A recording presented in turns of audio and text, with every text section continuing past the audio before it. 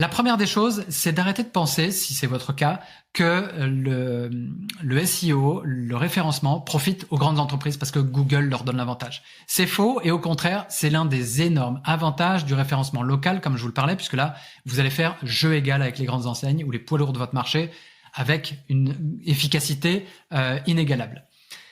Est-ce qu'être en première position est tout ce qui compte? Alors non, parce que d'abord, c'est pas parce qu'on est en première position qu'on va convertir chaque contact en client. Donc il faut penser un petit peu plus loin, au-delà de la visibilité, faire en sorte que ces opportunités, vous soyez en mesure de les convertir. Donc il faut livrer une expérience d'achat, un parcours client bien optimisé. C'est également ce qu'on fait.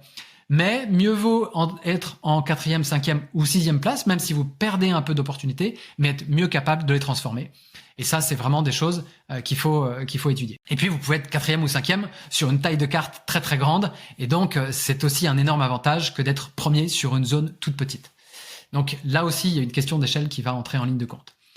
Est-ce que les termes de recherche à faible volume sont une perte de temps et d'argent? Eh bien sûr que non, parce que vous positionnez sur un terme très spécifique qui va générer peut-être moins de recherches, mais pour lequel il y aura aussi moins de réponses, moins d'offres, eh bien vous donnera l'avantage parce que si vous êtes le ou la seule à proposer le service recherché, vous avez toutes les chances de remporter la bataille. Google Ads n'augmente pas le classement